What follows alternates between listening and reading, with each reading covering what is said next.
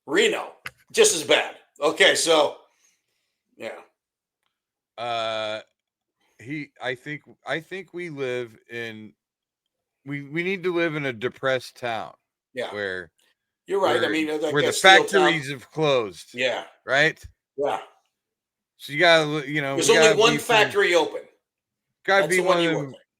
Yeah, we gotta be in one of those towns where, like, there's only one steel mill left. Yeah. No, there's only one factory open. All they make are balls of yarn. Yeah. And that's where you work. And that's how you get good at throwing the knuckleball, because you take the balls of yarn. I can throw it with no rotation, so the yarn doesn't unwind. Exactly. Yes, exactly. Everybody you have to throw it into throw the truck. The yarn, it unwinds, but not me. Not you. My knuckleball is so good that the yarn doesn't unwind. Exactly.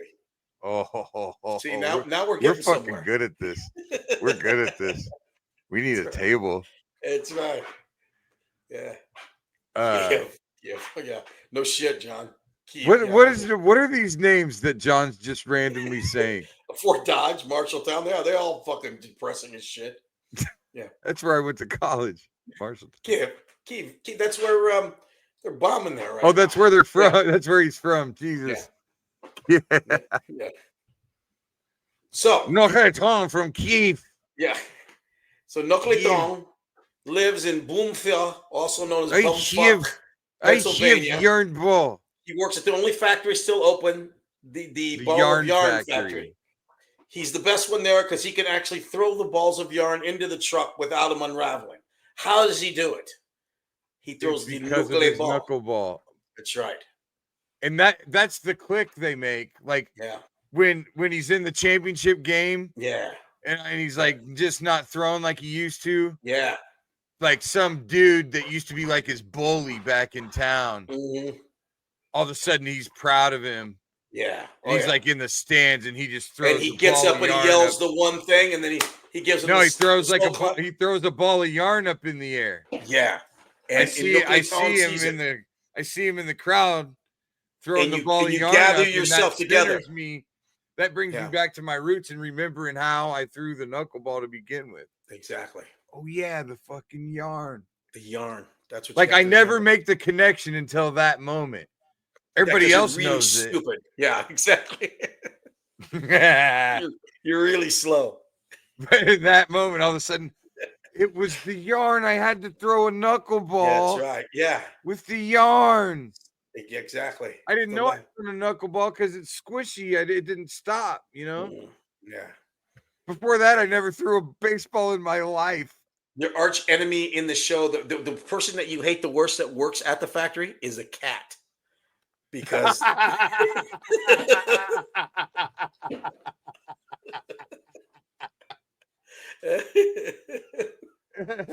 you go. And I'm constantly going, go you, that dirt cat. There you are, baseball. I like it. Just says baseball. It just says baseball. Look, we didn't want to pay for the rights to the Brewers jerseys. That's right. It's like those fucking cards you used to get in Frosted Flakes. Yeah. Back in the day, the baseball cards would just be Ryan Sandberg with just a plain blue hat on. Yeah, exactly. How fucking gross were those photo shoots? Oh, God. Like they just fucking some asshole goes into went into Dunham Sports and bought some gray pants. Exactly. Yeah. One of the shirts that are white with the colored sleeves, and then a plain hat to match them. Very generic. They go to the generic sports store to get those. You have a bat on his shoulder. So here we go. Okay, here's the start. You're a little kid playing catch with your dad. No, the final scene.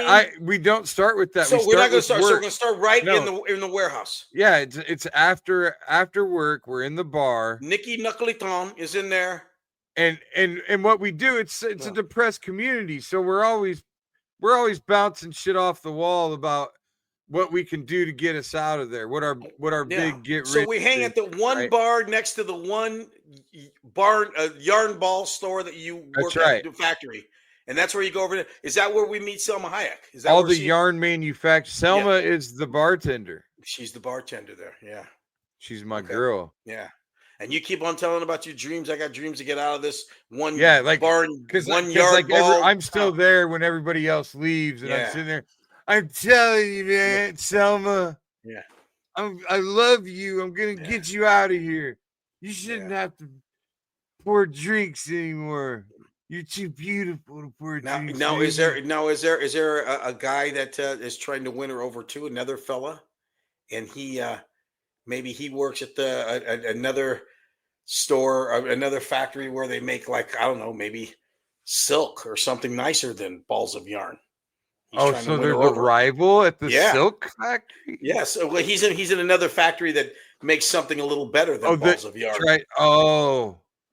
She'll be like, so-and-so. Because she'll be saying to you, she said, "No, you're never going to be anything. No one even uses yarn anymore. What do you do?" What do you want me to do? Learn how to knit? It's right. Now that you think about it, what do they make with yarn except for to give it the cat to fucking chase around? Knitting, dude. What do you knit with yarn? Everything. Yarn and that yarn. That's what they. Okay. I don't know. I've never worked with yarn. Everything that gets knitted is from yarn. That's what it is. Okay. All right. What it's for. All right. I mean, you can knit with other materials, but yarn is the main. Yarn is the main. I like you say that with so much confidence, like you know exactly what you're talking about. Well, my stepmom knits. Did she? My stepmom knitted me all of a George Carlin doll for Christmas. Well, how long ago? A long time ago? 2 years ago, yeah. Did you fuck it? I didn't. I couldn't fuck the George Carlin doll. Okay. She didn't put a hole in it for you? No, didn't have to. It's knitted. I spread it. Did she sew up the other wrestling dolls so they can get their virginity back? She rehymenized my wrestling buddies. We gotta go online and see if we can find those guys again. But I don't want you. Yeah, Chris found them. Remember? Yeah. Oh yeah. Well, you got to get them though. But I don't want you. You laughed me into the hiccups. Hold on a second. I don't want you to have some really strange memories.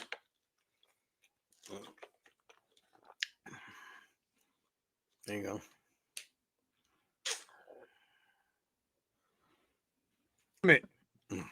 Damn it. You still got them? Yeah. Well, I'm trying to get rid of them with a carbonated beverage, so that's not helping. Well, there is a way, but it looks stupid. What's the way? I'm trying not to do it on the air, but do it. I mean, people will learn. This is educational. Yeah, exactly. We reference my buddy Kevin Fitzgerald a lot. Uh-huh. And this is how Kevin taught me to get rid of the hiccups, and it pretty much works every time. Okay. You can fuck it up late, mm-hmm. but you do look like an idiot. Okay. So you tilt your head all the way back. All right. Right? Drawing your breath all the way while you do it. Mm-hmm. Hold your breath, keep your head tilted until you can't hold it anymore, and then slowly bring it back up. Right? Let's see. Here we go. Okay.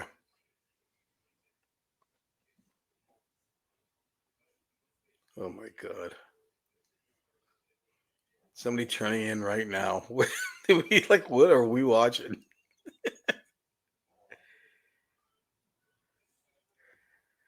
Okay. Well, thank you for tuning in tonight, ladies and gentlemen. This has been the Billy and Willie Workshop.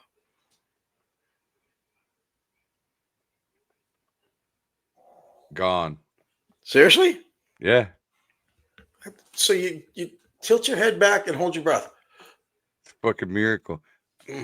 Very strange. Remember they used to tell you that you could scare the hiccups away? I don't know that that's ever happened. But they used to say that when I was a kid. That was like what they would tell you. They could scare them. Well, I think what happens is there's some kind of I've looked it up before. There's some stupid muscle flap. There's a flap back there. It kind of goes. It's the flap that goes between your windpipe and your swallow pipe. Okay. Right. There's two pipes. So, Well, somebody learned something today. So it's more or This is less good. like confused. You know, when you get the hiccups, it's like it's confused. It's not. It's contracting. This is a jam-packed show. We're working on what possibly in a few years might be Academy Award-winning film, and Yeah. we also learned how to control hiccups. This is all in one show. Yeah. So I mean, you don't get that with a lot of podcasts. I don't feel that you get it with any.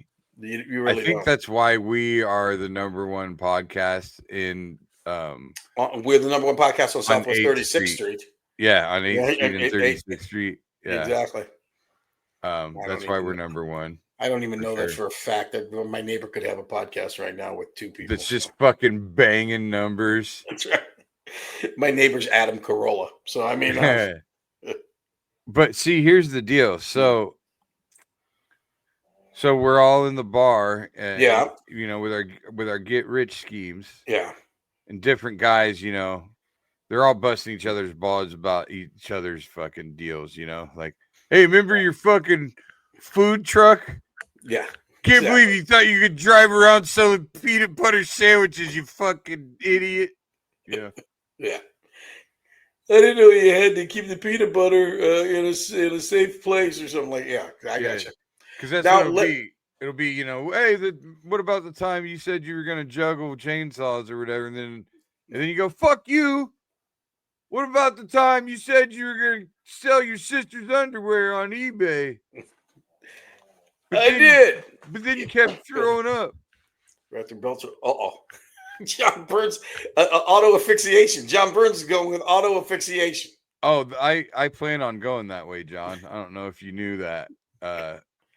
That's our last podcast. That will be our last podcast. Me and Hunter S. Thompson. I'm gonna follow his model of just going. You know what? I not only did I live life on my terms, I died on my terms too. I got a feeling maybe that's the way Epstein went. Who knows?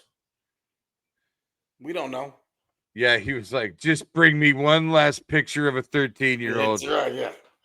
Give me a young Selma Hayek picture. Slick her hair back. So anyway, back to our film. How do we know that? I mean, do you know that you want to be a major? You don't know that. Does somebody see you doing that and saying, "What are the stakes?" Yeah, there's got to be stakes involved. Yeah. So what's he gonna save? What's he gonna lose? So the guy is there for some reason or another. He's inside the factory doing something. Maybe he knows somebody in the factory. Maybe he has a pickup, and he sees you throwing it. He sees you throwing the thing in the climax. Yeah. No, see, the climax is him just making it to the major leagues, right? Yeah, right. So everything stays kind of local because he's just, he's going to prove if he makes it, he tells somebody he'll make it to the majors. Yeah. And so the journey is getting there. Now, the thing is, he knows nothing about baseball, right? He doesn't even. And you have to have that. Yes. You have to have that cliche ending where he loses the game, but he wins the that was going to get him to the show. Yeah. But then he gets the phone, he's dejected. I'll never make it now. Yeah. Season's over. And then he gets a phone call for the call-up roster for the big club. And he's going up for a cup of coffee. We just had Randy Johnson went down. We need another pitcher on the roster without a knuckleballer. Be a nice contrast. And he goes in. Do we watch him pitch that last game? Or what do you say, Nuclear Tom? No. Do you want to come? And then that's when Selma Hayek goes up to me and says, "How do you throw that?" And then she pulls her shirt down, and you show her how to hold the ball. I play Tune in Tokyo with right there with her tite. I throw a knuckleball with her tite. You throw a knuckle tite is what you throw.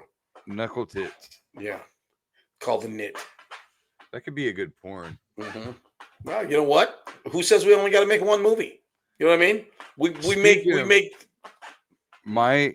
I have a friend that sends me a lot of fucking videos just to make me laugh, just shit that he wouldn't ever share with anyone else.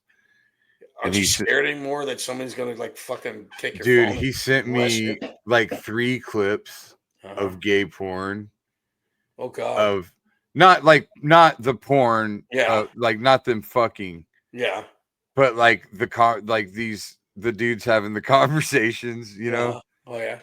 Like there's like the guy bringing in the pizza. Yeah, like well, yeah, like there's a dude coming in. They're like this kid's trying to saw a board, right?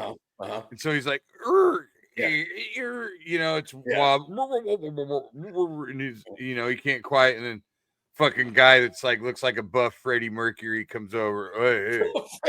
He's like, hey, hold on, I told you, long strokes. Oh yeah. Long strokes. And then you see him trying to fucking make eye contact. Fucking killing me. There's another one where the dude's like in a farmhouse and he's like, hey, I heard you city boys crave the country cock. What do you say, city boy? You crave my cock? And the city boy's like, I'll take some of that country cock. Do you watch it through, Bill, or do you just stop right there? What are we doing? I want to know. I'll take some of that country cock. It's fucking hysterical. No, they're just clips. It stops right there. No. It's fucking At hilarious. that note, let's hear from our sponsors. Not a bad idea. Yeah, we should. We're at the 51-minute mark. Okay. Probably a good time. Sounds good to me. Let's go, JT. Play the commercial. Making great tasting bourbon requires the perfect combination of ingredients, conditions, and time. The longer it rests, the better it tastes. Revelton Distillery's new single barrel bourbon is made from 80% corn, sourced 100% from Iowa farmers. And unlike mass-produced bourbons, each barrel of Revelton's single barrel bourbon is unique, proofed on when it tastes best. As they like to say, it'll be ready when it's ready. And to ensure the highest standards of quality and flavor, owners Rob and Christy Taylor oversee the production and bottling. Every single barrel. Iowa born, Iowa aged, Iowa bottled. Try the new single barrel bourbon from Iowa's own Revelton Distillery. ReveltonDistillery.com.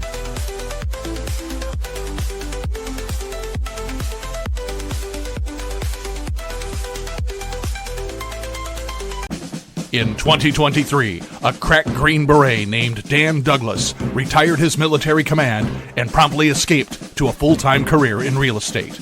Today, this man is wanted by home buyers and sellers who want to survive the process without spending a fortune. If you have a home to sell or want to buy one, maybe you can hire Dan Douglas at Green Beret Realty.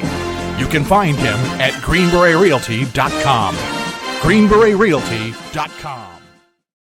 Whether you're buying, selling, or refinancing your home, or if it's simply time to renovate the one you're already living in, you need an experienced mortgage professional to help you analyze your financing options and to make sure the closing goes smoothly. And that's exactly what you get when you call Kyle Lehman at Wintrust Mortgage. Kyle's experience and expertise, coupled with Wintrust's rates and programs, ensures you'll get the mortgage that's right for you. You may even qualify for down payment assistance. Before you reach out to a realtor, call Kyle and get pre-qualified, empowering you to start shopping for the home of your dreams. Call Kyle at 515-473-0546. Kyle Lehman Wintrust Mortgage, 515-473-0546. Kyle and his perfect beard to close out the sponsor. So this Cubs, their pitching is garbage. What? He's got what movie? What movie were we talking about? We just came back. Tanner said, I've got that movie. What movie? What movie were we talking about? What movie were we talking about? I don't know. What was that in reference to? No, you were talking about some gay movie where the guy. Oh, we've got that movie. That was it. Oh, there we go. Yeah. Nice, Tanner. Jesus fucking Christ. JT, did you check out the score of the Cubs game? I turned it off. We're done. So 9-2. Yeah. So they've only given up 9-2. I just turned it off. So they've only given up 17 runs in the last 2 games. Not even 2 games. They suck. It's been the problem all year. They don't have any pitching. You can hit the shit out of the ball if you're not. You can't only score 2 runs either. I mean, No. Supposed to be this team that could hit the ball. Screw them. Done with them. My dad used to say that. I'm not. Yeah. My dad used to say that Rhino was so smooth when he slid, he didn't get dirty. Yep. That's right. You know what? I got more things to worry about. I got to worry about Knucklehead. Nuclear. Exactly. Nuclear. How we say? Nuclear Tom. Nuclear Tom. Right. Knuckleton. Nuclear Tom. Yeah. It's Nuclear Tom. From Bumfuck, Pennsylvania. Works at the yarn ball factory. That's right. He works at because the steel mill in Allentown closed. So you play that fucking Billy Joel song. We just watched the documentary. Yeah. Remember the Allentown Billy Joel song, right? And so we play that song because that steel mill closed, right? And then it's a yarn factory now. What used to be the steel mill. I think all our listeners, will that be Burns? You started GoFundMe to finance this movie. Yeah, and Rambo. We need to flesh. Yeah, and Rambo, and we need to flesh this out. Because I think we got a hit, Billy. I can see you. You're the next. You're the next big thing. I'm telling you right now. Well, you're the next Costner in baseball movies. If my character acting in the pilot we just filmed is any indication, that was fantastic. Too bad we can't get a clip of it so we could show it on this. Yeah, I mean, it's just it's got to be a secret for now, unfortunately. But stop the cheat. Okay. No, not like that. We can talk about it, but people can't just see it. Yeah. I switched over from Billy Joe Doc to watch this. It's really good. It is. I'm sorry. Yeah, my wife's been watching it all night. She loves it. So it's fantastic. So I just got sidetracked now. See, we're talking about our movie. We talking about our movie, or are we talking about your gay movie? What are we talking about right now? We're talking about our movie. Okay. Do we have any gayness in our movie too? Yarn. Oh, I mean, I feel like we need a gay character. Happen. I think in this day and age, you got to have a gay character. Maybe we should play a team called the Stereotypes. Yeah. And I like that. The whole team just has stereotypical. They all look like the Village on it. There's like a gay couple on the other team, and they just start fucking in center field. I was just gonna have them kiss. Like everybody does. Everybody does what everybody that's scared of them thinks they would do. Yeah. On that team. Yeah. Yeah. The black shortstop is just rapping the entire time. Yeah. Just rapping. There's some Asian dude with a calculator. The Mexican guy on right field getting the fuck kicked out of him by ice. Yeah, the Mexican guy gets drug off the field while he's up to bat. Exactly. Didn't have his papers with him. There's a Karen. The pitcher and the catcher are gay, John. Yeah. Good call. Catcher's gay because the catcher's a power bottom. He's the leaves Pomeranian.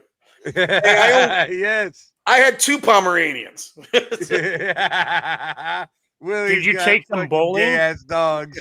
Did you buy them shoes? Did you buy the beer, dude? I wish they were back. Fucking dog has fucking papers. I wish I had them. Dude, yeah, one of them has the Pomeranian and a glove. And they're not even left-handed, but they have to hold the Pomeranian with their left hand, so they have the glove in this hand. We have an Asian girl that's just in the dugout giving massages. So, yeah, every once in a while you just see somebody's face like, 7th inning stretch. Okay. What are we stretching in the 7th inning? There's a Karen that always argues with the umpire. Right. Always says, on the stereotype. I want to see your manager. I want to talk to your manager. Yeah. But you're the manager. Yes, I know, but I want to talk to yours. Yeah. She's got a phone on him the whole time. Yeah. Yeah. Now go get your. I want to see the chief of umpires. That's exactly. We're killing it. I think right now with this movie. This thing's writing itself at this point, I think. But where is he going to lose? What are the stakes? We have to figure out what the stakes are.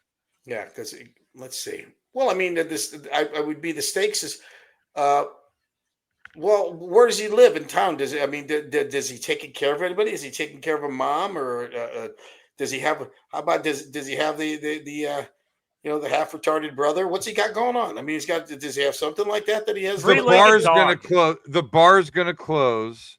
Mm-hmm. He's gonna save the bar for Selma. Yeah. Okay. Now this is how he's gonna do it. Yeah. All right. So this is a little bit of the Harley Davidson Marlboro Man now. Yeah. It's got everything. Except here's what happens. He loses. He gets to the game with the knuckleball. He loses the game, which had a bet on it that would have saved the bar. Oh. And then he loses, so he can't save the bar. Then he gets the phone call to go up to the bigs. Redemption. And he signs a 1-day contract. Yeah. And he gives her the check. But he's got to play against the Gas House Gorillas, who played against Bugs Bunny. Remember how good they were? They were good, but he's got the knuckleball, so it's just going to be strike one, strike two, you're out. Strike one, strike two, strike two, you're out. That's what Bugs Bunny did to him. The last guy came up with the telephone pole. He ran to the Statue of Liberty. Exactly. They don't make cartoons like that. Look at JT looking at us. Probably possibly the best cartoons of all time. It was one of the best for sure. Yeah. And it wasn't. I don't think that one was racist at all. I don't Yeah. think there was any racism in that one. No. Yeah. Actually, it was apparently Bugs Bunny's birthday today, and he's still like younger than like 5 congressmen. So we got that going. Definitely younger than Grassley. That's for fucking sure. Jesus Christ. No. Grassley's already in a coffin. Grassley's weekend at Bernie's at this point. He's the fucking he's the crypt keeper from Tales of the Crypt. Yeah. I had a buddy of mine graduate from Iowa and did his post-grad at South Carolina. Mm-hmm. So I went to visit him in South Carolina. Man, those motherfuckers are really proud of Strom Thurmond, who was like 114 years old and still in Congress. Like the most racist motherfucker in the whole Jesus, world. yes, exactly. I like mean, everyone, beyond racist. Oh my God, so bad. So, but You didn't tell look at you me what, and South Carolina. Yeah. South Strom Carolina, Thurmond. I'm gonna ask some of my I'm gonna ask some of my black friends this question. Mm. I gotta feel like because I'm not black, I can never really answer this, but is it ever funny? Like, is ever one of these super old guys that's racist? Are they ever just funny? I don't know. I mean, I would think. You know what I mean? Yeah, like, does it ever get to a point where you just laugh at them? I mean, I think you feel more sorry for them when you laugh at them. I mean, look at Mitch McConnell. He looks like somebody dressed up a fucking turtle. It looks like they took the turtle out of his shell and then fucking put a coat on him. And then, hey, look at the turtle in the fucking sport coat. And Skeletor, I guess aka Nancy Pelosi. Okay. Yeah. So I laugh at racist people the way that I laugh at bad TV. Yeah. The way that I laugh at like Fox News. Honey Boo Boo. Mm-hmm.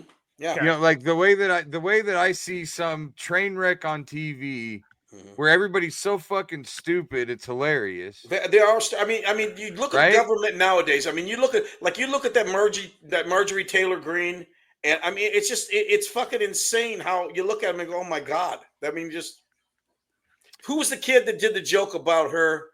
Said her clit was like it was white and pointy like a Ku Klux Klan hat. I don't know.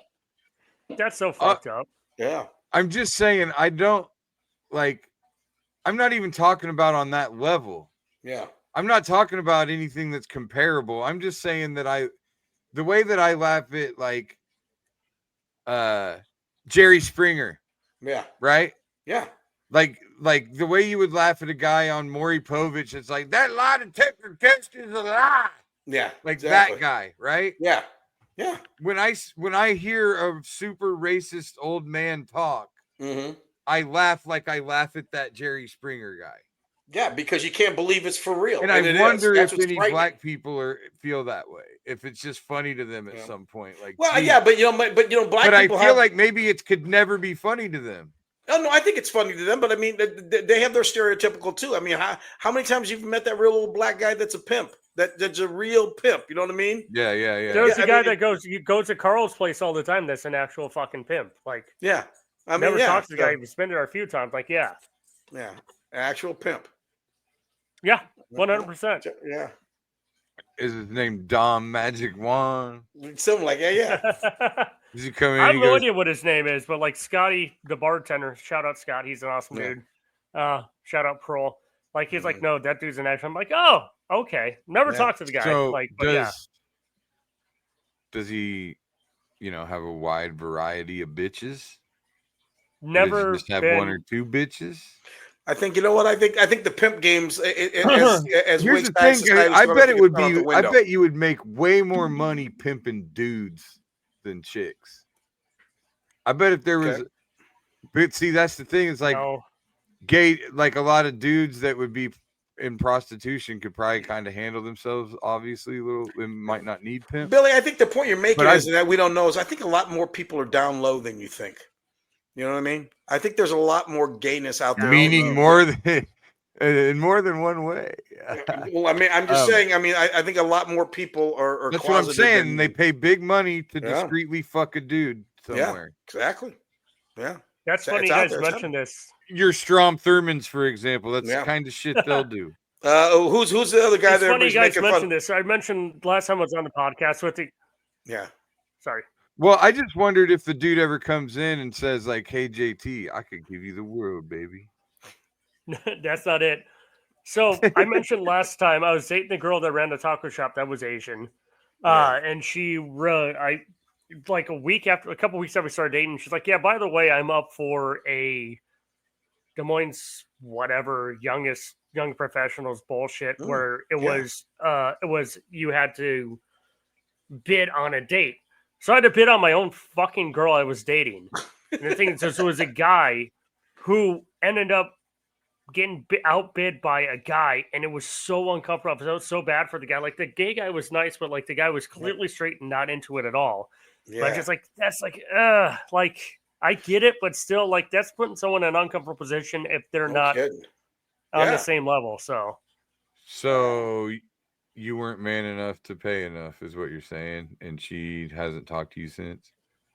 No, I actually bid money on the date and broke up with her 3 days later. So, oh, PIMP-ology,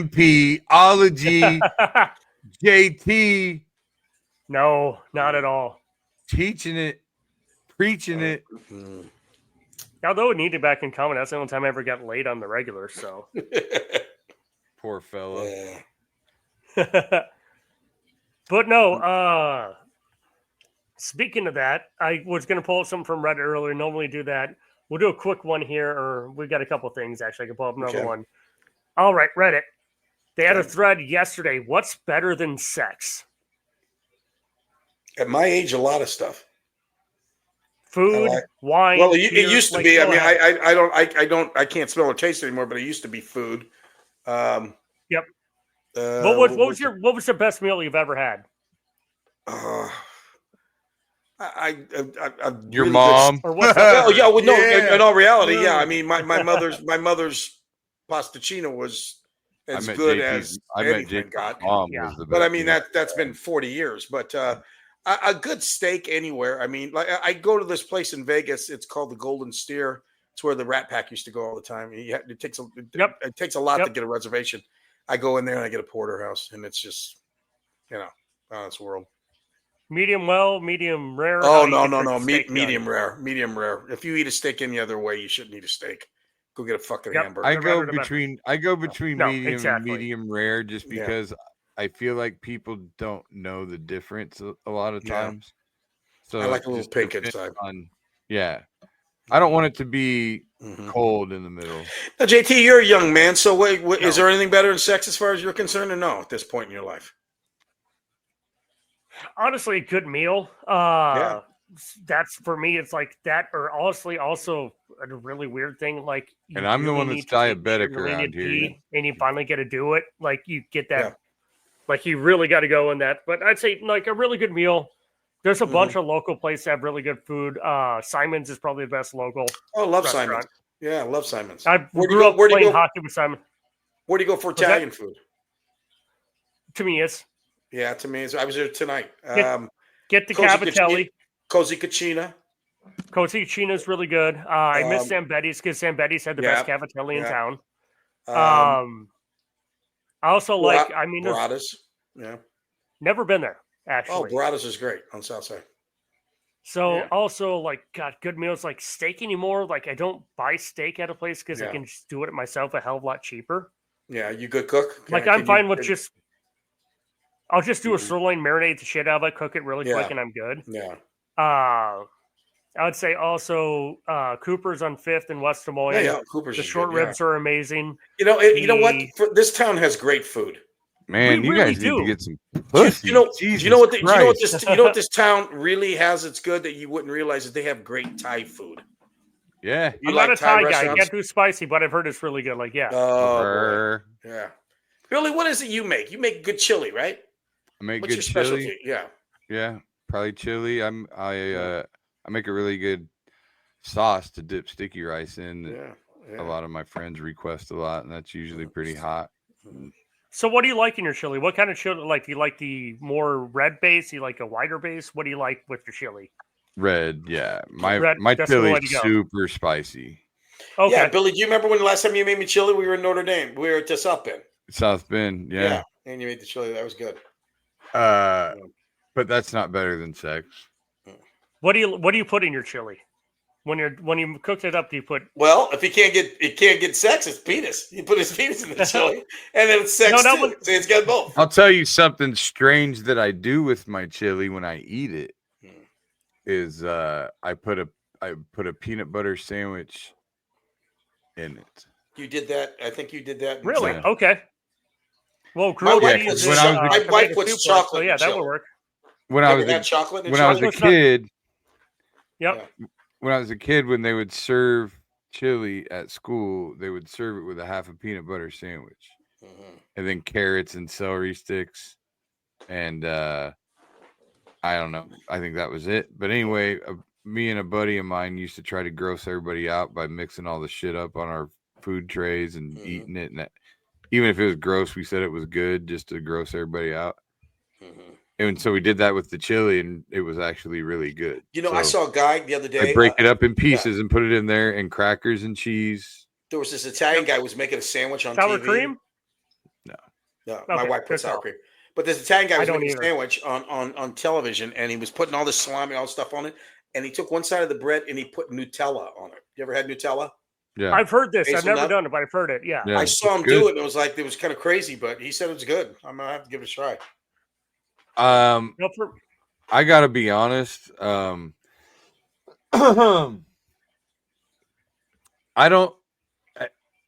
can't say that there's anything I can think of that's better than sex that you have regular access to. Really? Well, that's kind of the thing. Everybody don't have regular access. Like, it's a good concert. It's whatever. Yeah, like if like I don't know. I'm 69 years old. Nobody wants to hear about me having sex or even like it. That's not the point, though. Nobody wants to hear about me either. But like, I just, at this point in life, I couldn't tell you there's really anything better, honestly. Well, you guys still do stand up, like just killing it on stage. Is that better? Like getting the rush of no. You know what? I mean, we've been doing it long enough that don't get me wrong. I love killing it on stage, but it's just ain't nothing better than busting nut. Ain't nothing better than busting nut.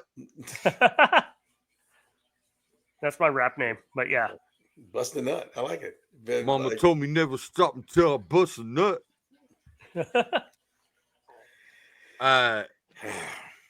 But see, okay, here's the thing. Think about it. If there really is anything, because like you guys are sitting here talking about, a good meal. You sound like fucking idiots. Why? Why? Why am I better than sex? Oh, a good meal, dude. There's no fucking meal on planet Earth that is better than the fucking utter beauty of a naked woman. Well, I'll tell you what. Maybe you might be right, and you might be right. I might be crazy, but it's just no. I was Billy. But it just may be a lunatic I'm looking for. The point is this: I'm at a point in my life where no one wants to ever hear me even talk about sex. I don't want to fucking freak out my audience, the people that are listening, me talking about sex. It just not. So I'm going to go the other way. But you don't have to talk about it to say there isn't anything better. You can just say no. Abraham Simpson talked about sex. Yeah, that's right. Grandpa said sex. It just isn't, dude. There just isn't anything better. Like for me. No, is it Billy? Is it sex or is it love? Is it love making or is it sex? Are they the same to you? Is it the same or is one better than the other? I think. Do you cry after I think sex? Some Billy? of that stuff's bullshit. I mean, yeah, there's somewhat of a difference between making love and just having. I don't know. I think some of that's bullshit. Because really, like, I'm a passionate lover, right? See, no matter what. Now this is JT. This is going to be in your head the rest of the night. Did you want that? But what I'm saying is, there's a difference between the way the same thing feels whether you're in love or not, right? Yeah. But it's still the same. You know what I mean? Yeah. Like, I gotcha. There's a difference between making eye contact with someone you love and eye contact with someone you don't. But the eye contact is kind of hot either way. Yeah, that's true. Like, the eye contact makes it better. Well, now I got in my head, I got Billy having sex staring at me now. Now I probably won't have sex for a while now. Okay, so wait a second. Don't just picture me staring at you. Picture it be like this. See? There you go. We're celibate now for the next month. So I just honestly, I don't. But I mean, it's not like I never chose things over pussy. Like there's been times where a girl will give you kind of make you feel guilty, give you some kind of ultimatum or some shit. Try to stop you from watching something on TV. See if she's got the power. You know what I mean? Yeah, it never happened. You've never been watching something and she comes over like climbs on top of you or some shit to try to get you to pay attention to her instead. See if her pussy's powerful enough to get you to stop watching the game. Smells that day. Get Billy to stop watching gay porn. Yeah. I wouldn't stop watching it. I'd keep watching it to keep my dick hard. No. All right. Move your head over. I can't fuck you unless I'm watching two dudes. I want to keep on looking at that Freddie Mercury motherfucker. I got Maury Povich going. I want to keep looking at the WWE version of Freddie Mercury with a saw in his head. He looks like Dan the Beast Severn, all sweaty and shit. Ken Shamrock, yeah. All right, I'm gonna pull up another thing from Reddit here. This one I found funny earlier today. Well, there's nothing better. I'm just saying, I love vaginas that much. I can't think of a better thing. I let Billy speak for me to have around. All right, so I'm gonna pull up one from Reddit here earlier today. My girlfriend is mad at me over something I couldn't control during the doctor's visit. What do I do? I had been dealing with pain. This is hilarious. Let me hear it again. Start all over. My girlfriend is mad at me over something I couldn't control during a doctor's visit. What do I do? Did he get a boner? Let's not ruin the surprise here. Well, he's going to ruin my fucking first joke I ever wrote, I have a feeling. Yeah.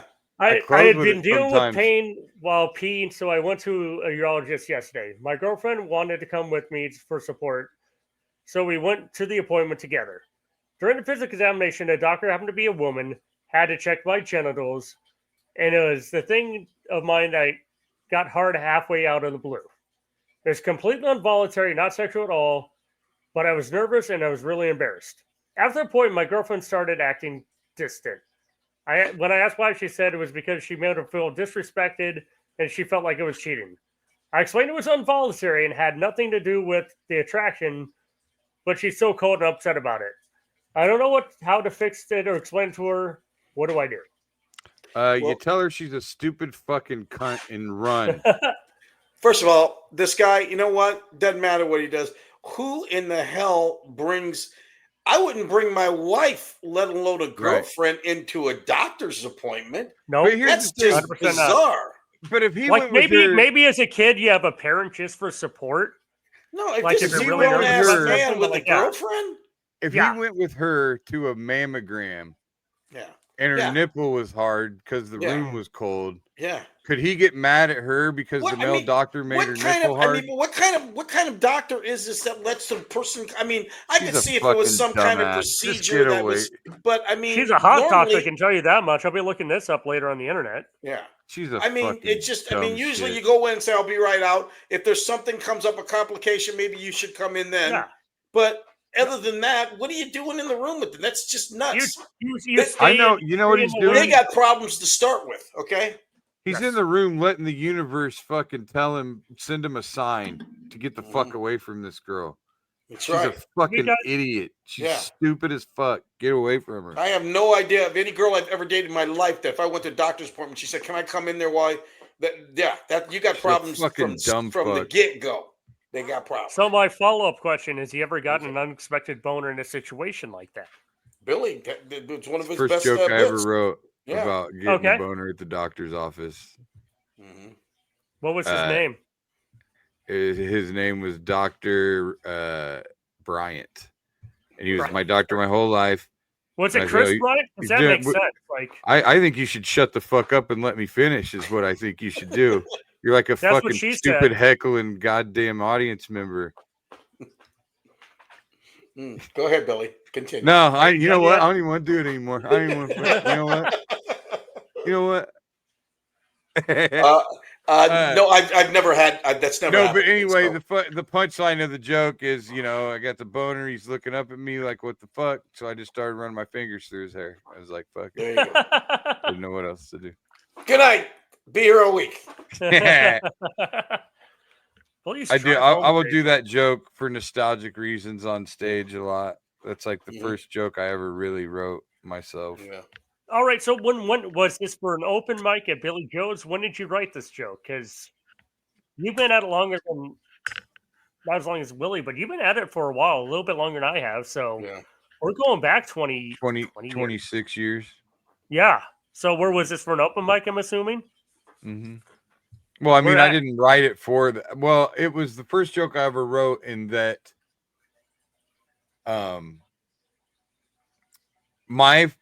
One of my biggest fears in life was getting a boner during the hernia exam. As I was growing up, I was always worried that would happen, and so that scenario played in my head my whole life. It was one of those recurring fears or recurring thoughts that you have as a kid. So it was always in there. And it just kind of wrote itself upon, I would always think about that. And the first time I was ever on stage, first couple times on stage, actually, I did a lot of jerk off jokes because that's what a lot of young comics do. It's easy. It's easy. Well, at that time, I was 21-year-old me. You write what you know. Yeah, right. Yeah. But 21-year-old me felt like I went to that open mic for 6 months and watched. Yeah. Nobody said shit about jerking off. Not one guy. I find that hard to believe, but I swear to God. Okay. And so, I mean, maybe like one reference, one, you know what I mean? Whatever. Long story short, none of it was ever honest. Mm-hmm. Yeah. And so I thought my leg up on the rest of these guys would be my lack of sacred cows. And so I went up and told these honest stories about how I felt, like how, you know, like I told stories about write what you know, trying to get away with jerking off. Yeah. You know what I mean? Like different, you know, different scenarios. You know. Like I told a story about my dad. I was like jerking off in the bathtub and kind of In the bathtub. yeah, it's kind of like splashing around or whatever, you know. And my dad.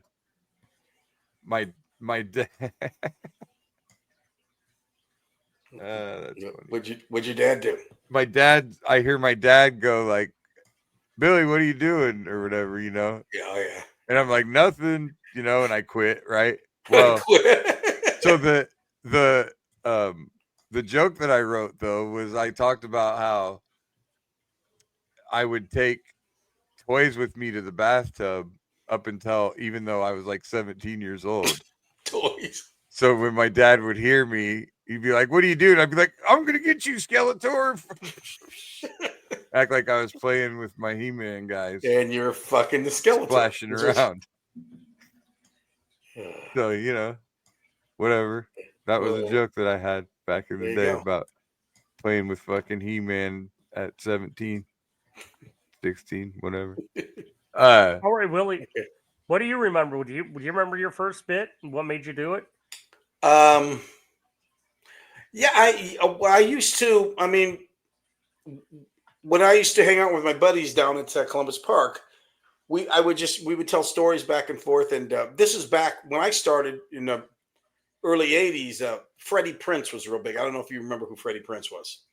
You know who I'm talking? Okay, and he committed suicide like when he was like 22 or 23. He used to go on stage and he would do these voices he talked like this man. He'd do like a Mexican voice, and he would do a Puerto Rican. And I would do jokes about cockroaches and stuff. Like I would say, I'd come to my house and I had these Mexican cockroaches. You know, where you been, man? You know, I would do. I actually. You mean to tell me they stole Joe's apartment from you? Yeah, I was doing. I was doing it in 1980. So I mean, as a matter of fact, you can see me. I got.